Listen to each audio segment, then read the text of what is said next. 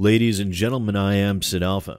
Yesterday, on June the 2nd, Steam announced their final decision on the monetary barrier to entry for the new Steam Direct system that is slated to replace the failed Steam Greenlight. They have been vacillating back and forth for several months now, alluding to the possibility of a per-game price of between $100 and $5,000. This was a decision that could have a profound effect on legitimate independent game developers and asset flippers alike. Price too high, and you guarantee that no asset flippers would be able to realistically profit from their actions, but at the same time you would make the barrier to entry prohibitively high for indie devs to be able to post their games. So as many expected from Steam, they opted for the minimum amount publicly announced, officially announcing that Steam Direct price per game will be at a meager $100 recoupable publishing fee per game. And no, they most definitely did not go into how this fee would be recoupable by developers. One would assume that, as is common practice with Valve, they will have some form of algorithm put into place that would most likely tie into numbers of games sold before the $100 filing fee was refunded. In their blog post, they had this to say in regard to the Steam Direct fee. Back when we announced Steam Direct in February, we hadn't decided how much developers would need to pay to publish their games. We knew that we wanted it to be as small as possible to ensure it wasn't a barrier to beginning game developers, while also not being so small as to invite easy abuse by people looking to exploit our systems. We thought it would be great if the game community at large had a conversation about it, including both players and developers, which was why we chose not to highlight a specific amount in that original post.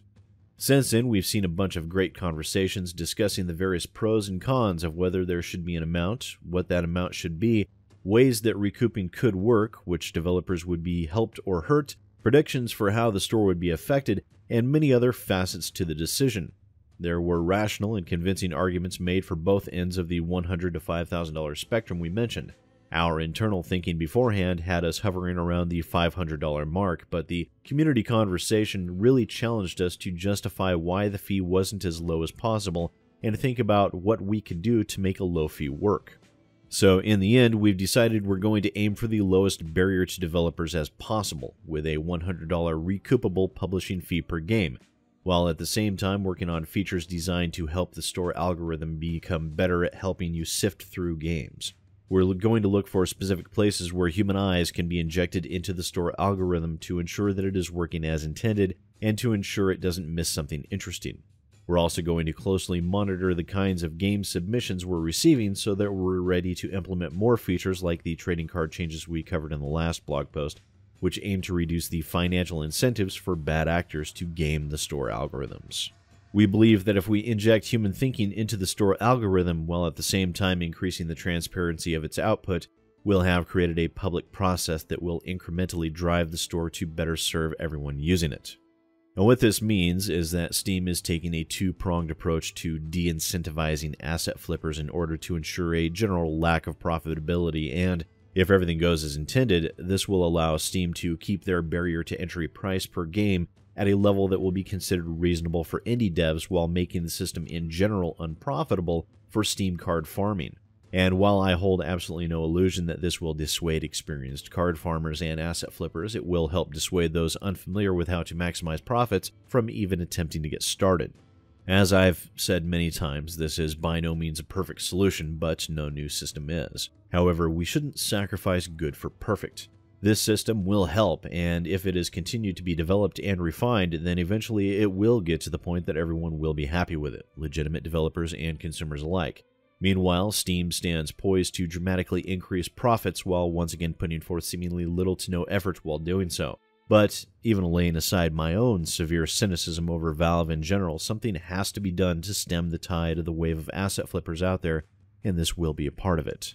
In addition to that, Steam discussed some upcoming changes to the Steam Curator system that will allow curators greater visibility and improved capabilities to relate pertinent information. This will allow YouTubers like myself a better ability to show our video reviews alongside our curator reviews. Also, it will allow for the ability to create lists, which will allow for categorization of different game types and genres, which will allow gamers the ability to see recommended games along those specific genres that they might be interested in. Of course, this area will most likely see far more development from Valve than many other areas, as the end result will still allow for Steam to continue to have their content curated for them for free, by those willing to do so. This has been and will continue to be one of the largest cost-cutting areas for Steam, and given their predilection to avoid labor expenditures in the past, we can quite safely determine that they will go to great lengths to avoid recurring costs such as increased staff. After all, it's much easier and far less expensive, to the tune of millions of dollars per year, to put a system in place to allow consumers and content creators alike to handle their curation for them. Which, as this is becoming a necessary evil, I can finally announce that I am officially taking the plunge and have created my own Steam curator page. There were multiple reasons for my doing so. Firstly, because that has been one of the most common things to be asked for on my channel. Also, this will hopefully allow for a greater visibility of my channel and help aid its continued growth and long-term sustainability. And in addition to that, I play a lot of games every week, but I most certainly do not provide a video review of every single one. There's quite simply not enough hours within the day. With a Steam curator page, I will at least be able to provide an opinion on those games that don't get video reviews, as some of the ones that I play are quite good, but they end up getting put aside by a news story or something that I feel might be more pertinent to my viewers. That will at least allow for some visibility to those games that do deserve it, or a warning against those that don't. And if any of you are interested in following my Steam curator page, a link for that will be in the description down below. But before you go following my Steam curator page, don't forget to drop a like and share on this video as well. And if you're interested in supporting me on Patreon or following me on Twitter, Reddit, or Facebook, the links to those are in the description as well. And if you're new to the channel, hit that subscribe button to keep up to date with industry-impacting news and the latest game reviews. Once again, ladies and gentlemen, I am SidAlpha, and I'll see you next time.